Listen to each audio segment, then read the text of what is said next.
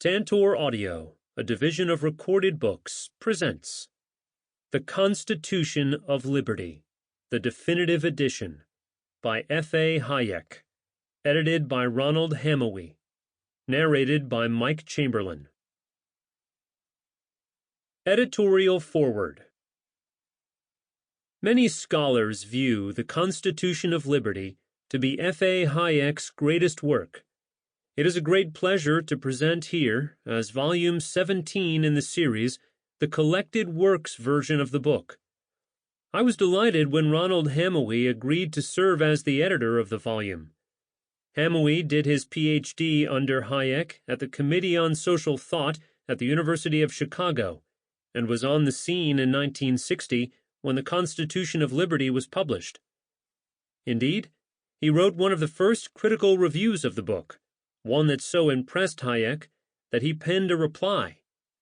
Because of his intimate knowledge of the material, Hamowy is in many respects the ideal choice as editor. Those familiar with the original 1960 version of the Constitution of Liberty will notice some differences between it and the collected works edition. The most prominent of these is that the endnotes of the 1960 volume have been transformed into footnotes in the present one. The decision to make such a dramatic change was not made lightly. The endnotes ran to over 100 pages, and there was some fear that when set as footnotes, they might overwhelm the text. As I read through the manuscript that Hamowy had prepared, though, it quickly became apparent how useful it was to have the notes immediately available. Hayek's text typically does not provide any clues as to what one is going to find in the endnotes. One would never try to check every one, and because of that, much is missed. The problem was remedied by turning them into footnotes. I have read the Constitution of Liberty a number of times. In looking over Hamowy's manuscript, I learned a number of things I never knew before, simply because I had Hayek's notes right there before me. It greatly enhanced my reading experience and my engagement with Hayek's ideas. As he indicates in his A Note on the Notes, editor Hamowy checked Hayek's notes for accuracy, making additions when Hayek omitted material and silently correcting any bibliographical errors that Hayek may have made.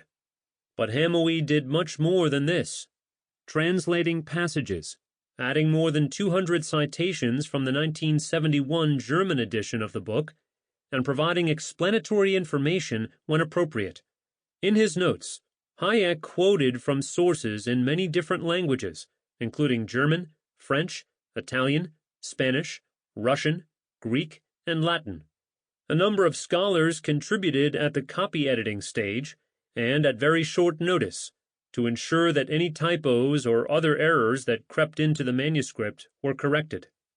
I am indebted to Professors Marina Bianchi, Linda Danford, Hans-Jörg Klausinger, Susan Shelmerdine, and Pedro Schwartz for their invaluable and timely assistance. There are a number of others who contributed. Kevin Welding and Nicholas Venditti prepared an initial version of the master text, and Chandran Kukathos did some early work on the volume prior to passing on the job of editor to Ronald Hamowy. David Pervin of the University of Chicago Press oversees the whole collected works series and has been a frequent source of assistance and sound advice. His counterpart at Routledge, Thomas Sutton, has managed the distribution of the volume outside of North America. Perhaps my greatest debt, however, is to the meticulous and unflappable Rhonda Smith, who brilliantly coordinated and executed the immensely complicated task of copy editing the manuscript. Given the new placement of the notes and the immense amount of work that so many people have put into this volume, we have decided to label the collected works version of Hayek's great book the Definitive Edition. Bruce Caldwell, Greensboro, North Carolina. Introductory Essay. In September 1989, the Solidarity Party, an arm of the Polish anti-communist labor movement, took control of the government in Poland after the party had earlier won all parliamentary seats. In the same month, Hungary opened its borders with Austria, thus permitting large numbers of refugees to flee Eastern Europe, and particularly East Germany.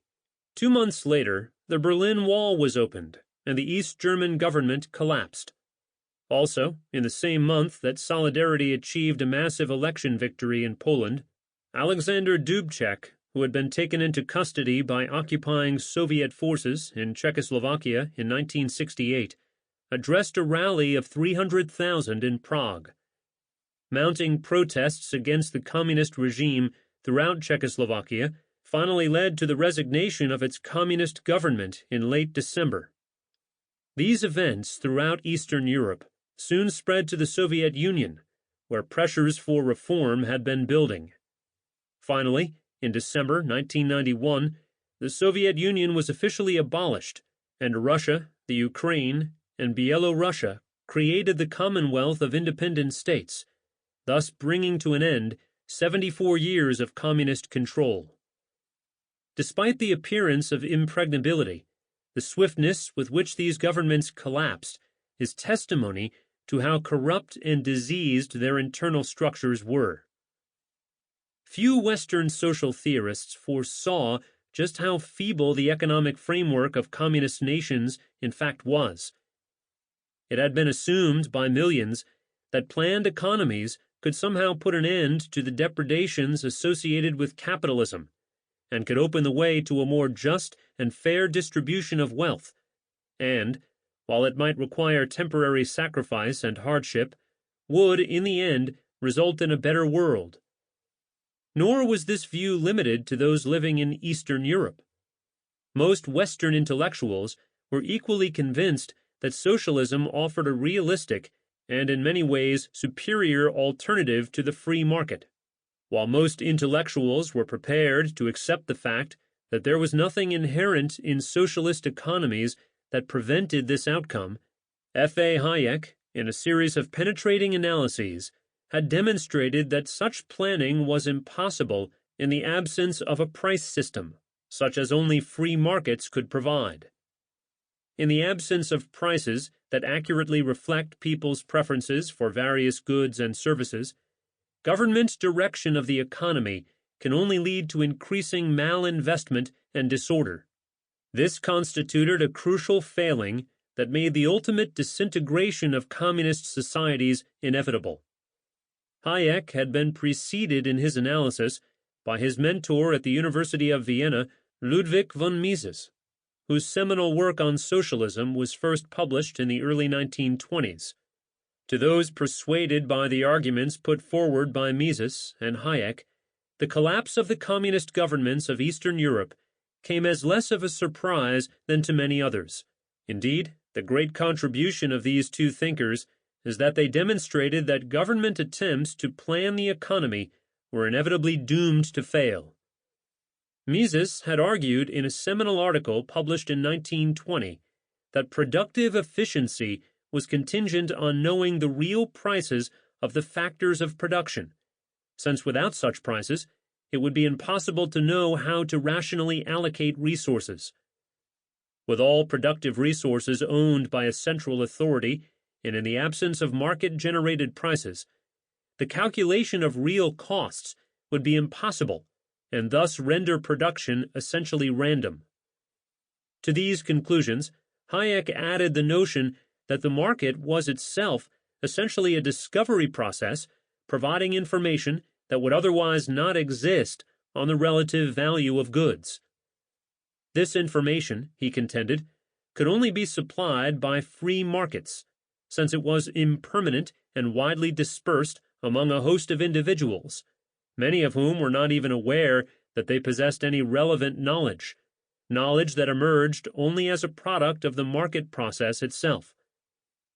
As one economist has written of Hayek's conclusions, persons embedded in a competitive process can, by virtue of their very rivalry with one another, impart information to the system of relative prices that in the absence of competition they would have no way of obtaining. Without a price system, socialist economies lacked the ability to coordinate the actions of consumers and producers, and were thus doomed to substantial misallocations of resources. These insights, together with Hayek's conclusions regarding the business cycle, were on the verge of dominating academic economics when, in the early 1930s, the world found itself in the midst of the Great Depression. In 1936, John Maynard Keynes published his General Theory of Employment, Interest, and Money. Released at the Depression's height, the academic world found in Keynes's recommendations regarding deficit spending and vigorous government activity a formula that had far more appeal than did Hayek's analysis of the causes of the business cycle and the need to allow the market to correct itself without more monetary intervention. The result was that Keynes's theory of underinvestment and underconsumption during periods of slow or negative economic growth came to dominate economic theory for several decades. Hayek's analysis of the role of the price system and its effect on the operation of socialist societies, however, was not limited to economic issues.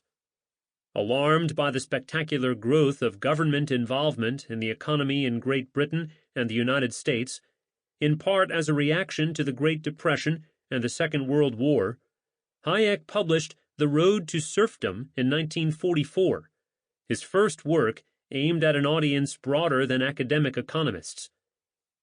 The prevailing orthodoxy during the period held that National Socialism was, in every crucial respect, the antithesis of welfare socialism.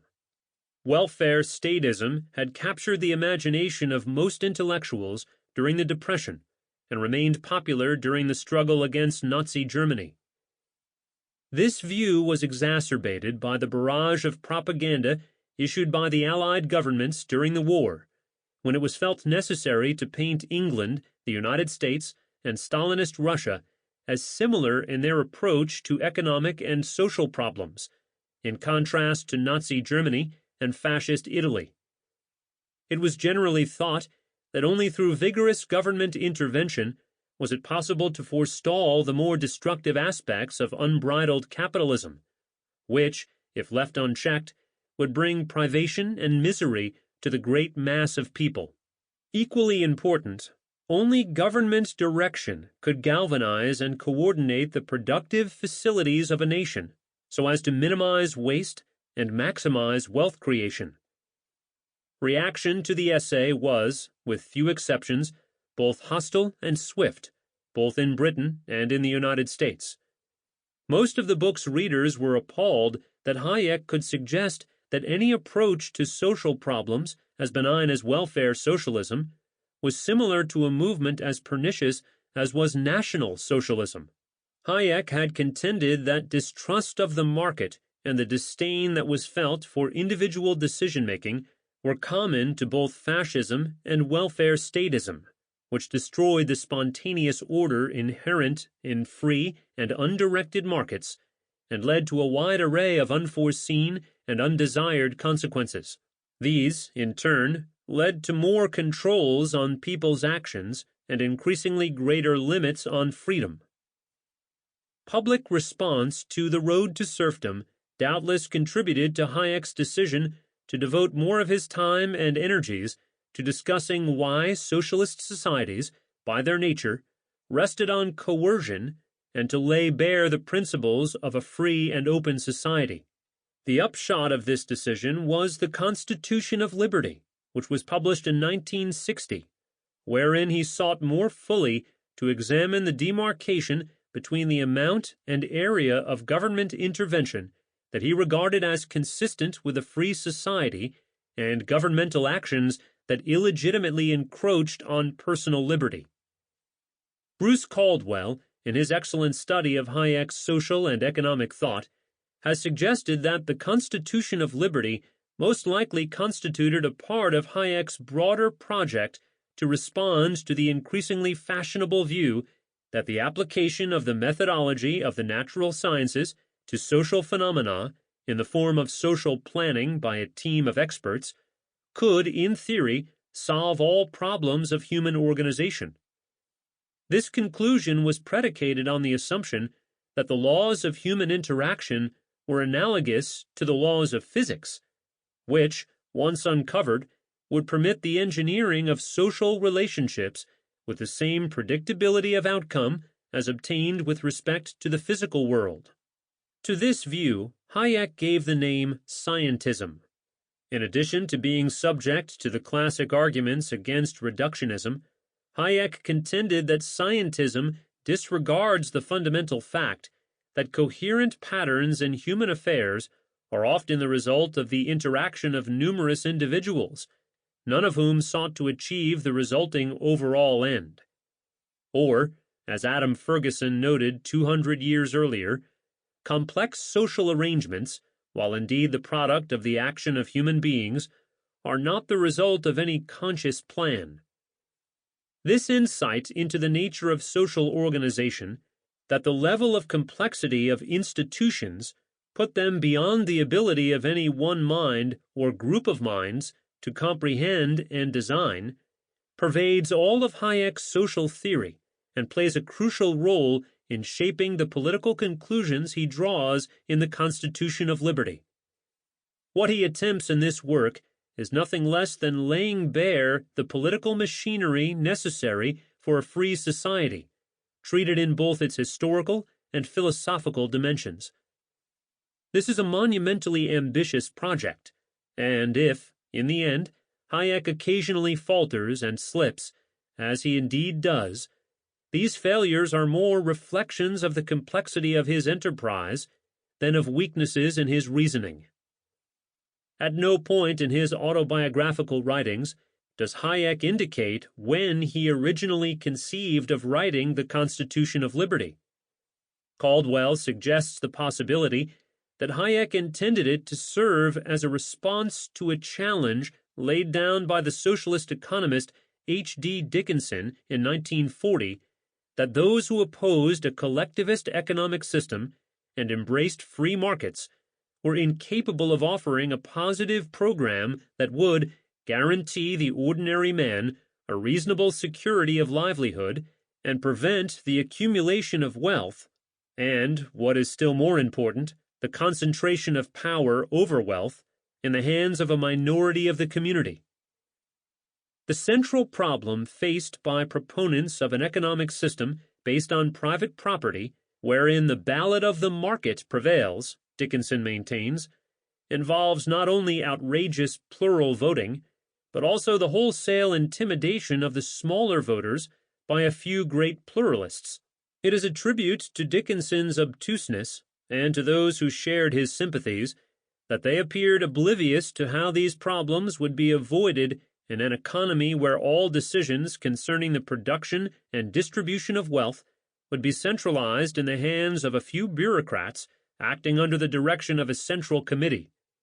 In addition, as Hayek was keenly aware, there is something distastefully naive in the view that political power is invariably more benign than is economic power. Despite the problems implied by Dickinson's collectivist alternative, Hayek was determined to reply to the critics who claimed that a free market economy would, if left unchecked, turn the great majority of the population into helots, forced to act at the mercy of a few plutocrats. Caldwell notes that Hayek's interests in political and social theory were part of a broader concern with a larger enterprise that Hayek came to refer to as the Abuse of Reason Project. While never completed, the project served to direct him into investigating new areas of thought. R.M. Hartwell, a close friend of Hayek's and one of Great Britain's leading economic historians, records, in his history of the Mont Pelerin Society, that by the time the society was founded in 1947, Hayek had already moved towards the writing of the Constitution of Liberty, and in his autobiographical notes, Hayek recounts that the structure of the work occurred to him during a car trip through southern Europe that he and his wife made in 1954 to 55. During that fall and winter, the Hayeks had the opportunity to motor through France, Italy, and Greece, following the route taken by John Stuart Mill 100 years earlier. The book had its genesis, according to Hayek's biographer, in early 1953. In November of that year, Hayek wrote to the economist Fritz Machlup that he was beginning to have definite plans for that positive complement to the road to serfdom which people have so long been asking me to do. While touring southern Europe, he had taken this occasion to make a side trip to Cairo to deliver the commemoration lectures at the National Bank of Egypt, and these lectures later formed a segment of the Constitution of Liberty. The book's detailed organization, however, took shape during 1954 to 55. In the preface to the Cairo lectures, Hayek notes that he was invited to deliver them sometime earlier, and his comments were the tentative results of a study on which I have been engaged for some time, but which is not yet concluded. I have availed myself of the opportunity to give an outline of conclusions at which I have arrived, though they may still require modification in some respect. The National Bank of Egypt lectures were to serve as Hayek's treatment of the nature and history of the rule of law. Indeed, Hayek himself noted in his application to the Guggenheim Foundation, to whom he had applied for funding for the 1954 to 55 trip, that one of its purposes was to investigate how spontaneously generated rules and customs developed in more traditional societies, which, he added, was a crucial element of a more extensive study he had been engaged in for years. The Cairo lectures, 4 in number, served as earlier drafts of chapters 11, 12, 13, 14, and 16 of the Constitution of Liberty, and are, in most respects, quite close to, albeit truncated versions of, what was finally published in 1960. In fact, the published version of these lectures even contained a good number of footnotes. Lecture 1 concerns itself with a historical survey of the rule of law and its relation to a free society in both Great Britain and America, topics that received far fuller discussions in chapters 11 and 12. One of the lecture's earliest paragraphs harks back to Hayek's concerns when writing The Road to Serfdom. He notes in the lecture that the main reason why I have decided to approach my subject historically is to make you aware how greatly the whole framework of governmental power already has changed, how little the legal position, even in the freest countries, still corresponds to the ideals and concepts to which we still pay lip service. I want to draw your attention to a silent revolution, which, during the past 2 or 3 generations, has proceeded in the sanctuaries of the law largely unobserved by the general public. This revolution has gradually whittled away most of the guarantees of individual liberty for which at one time those people had been willing to fight. It is a peculiar kind of revolution in which what is often regarded as the most conservative of professions, in working out the implications of the popular will, have more completely changed the legal framework of governmental power than either the sovereign people or its representatives ever comprehended. The crucial steps were changes in the juridical attitude on issues which to the layman must have appeared nice legal points which only the lawyer could understand or care for, but on which, in fact, the foundations of their liberty depended. Hayek then discusses the classical notion of isonomy. He there argues that the claim that individual liberty, as it is understood in the modern world, was unknown to ancient Greece, has no merit, certainly not when one looks at Athens during the period of its greatness. This Greek conception was particularly significant in shaping 17th-century English political thought, by which it entered Locke's treatises on government and ultimately 18th-century British and American theories of liberty. Lecture 2 is devoted to an analysis of the English tradition of law, which spawned personal freedom as it was transmitted to readers on the continent, especially through the works of Montesquieu and Kant. While the German liberal tradition, Hayek noted, crystallized in the notion of the Rechtsstaat, French liberalism was crucially shaped by the events of the French Revolution, which appears to have concluded that, since at least the control of all power had been placed in the hands of the people, all safeguards against any abuse of that power had become unnecessary. With certain exceptions, most notably Alexis de Tocqueville and Benjamin Constant, French liberal thinkers abandoned the British notion that social and political institutions should be grounded in those traditional arrangements that were compatible with individual autonomy. In its place, it substituted the idea that a free society could and should be constructed de novo, without reference to existing social formations.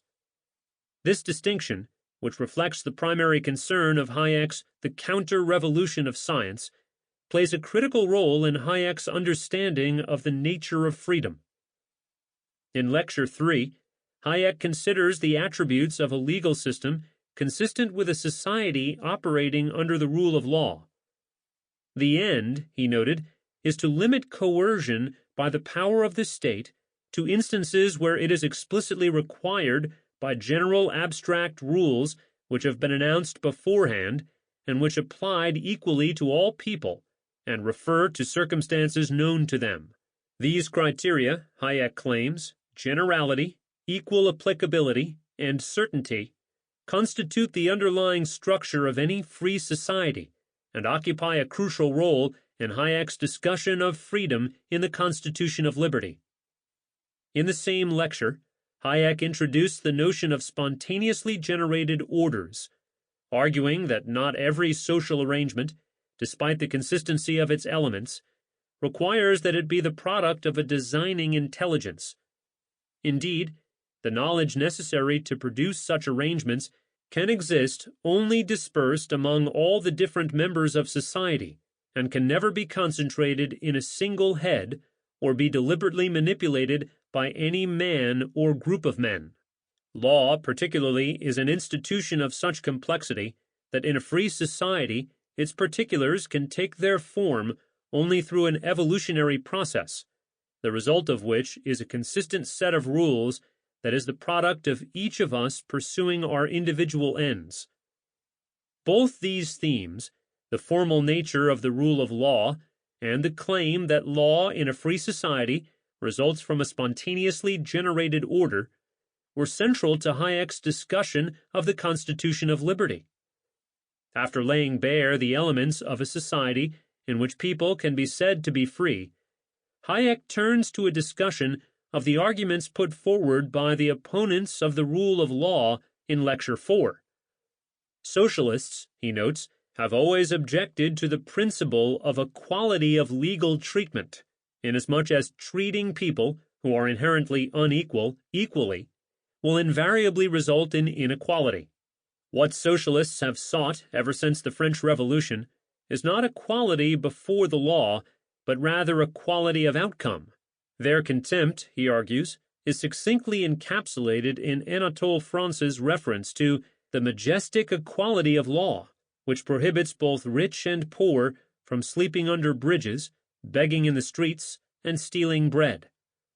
This attitude pervades modern social and political theory, and is a logical extension of the view that sufficient proof of the unfairness of any society is that the outcomes that befall the individuals that comprise it are unequal.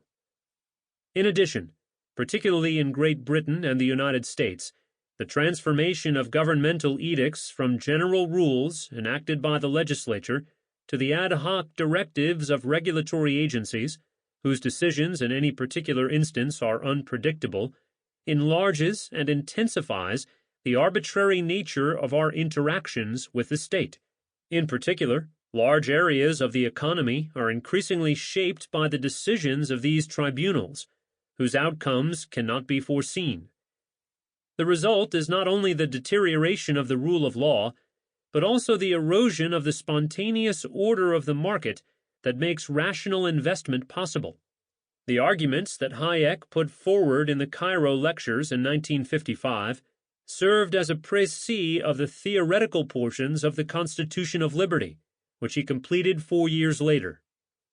The purpose of both works is, as Hayek himself maintains, to assist the formation of a spontaneous order and to restrict the use of coercion as much as possible, and thus to adjust our rules so as to make the spontaneous forces of society work as beneficially as possible. In the period between 1955 Sample complete. Ready to continue?